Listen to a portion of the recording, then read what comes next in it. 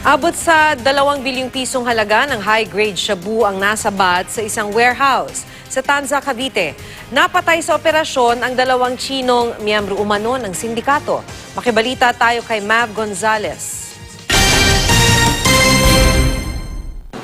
Pagpasok pa lang sa warehouse na ito sa Tanza, Cavite, tumambad na sa mga otoridad ang bulto-bulto ng high-grade shabu na nagkakahalaga ng halos 2 bilyong piso.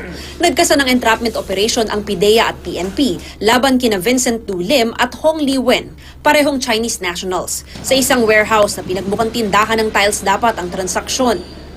Dahil bukas po is magcha-Chinese New Year na, busy-busy po itong grupo sa pagre-repack. So, napagkasunduan na dito po sa mangyayari yung transaksyon. Pero nung nakita ng tropa natin na nagre-repack sila doon, they immediately called yung backup teams natin sa labas. From there, nagkaputukan na dahil armado po itong suspects. Yung halaga po ng droga na seizure natin ngayon is almost 1.9 billion pesos. And ang grupong ito, hindi po nila yan basta-basta hayaan na at mabitawan na maibigay sa otoridad. Patay sa engkwentro ang 2 Chinese national na pinaniniwala ang miyembro ng transnational syndicate. Na-recover sa kanila ang isang caliber 45 at isang 9mm pistol.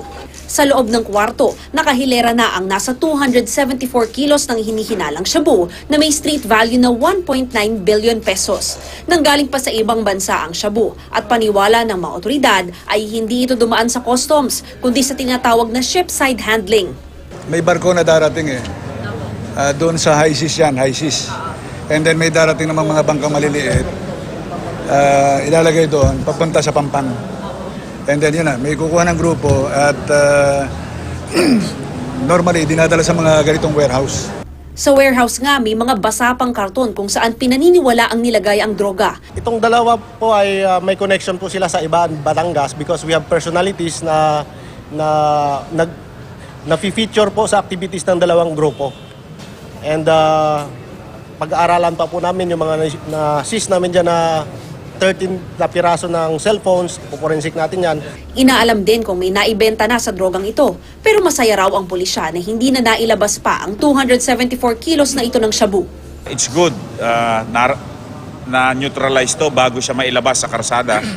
Gawang 1.9 billion is 1.9 billion and it might result to hundreds of drug users. Mav Gonzalez, GMA News.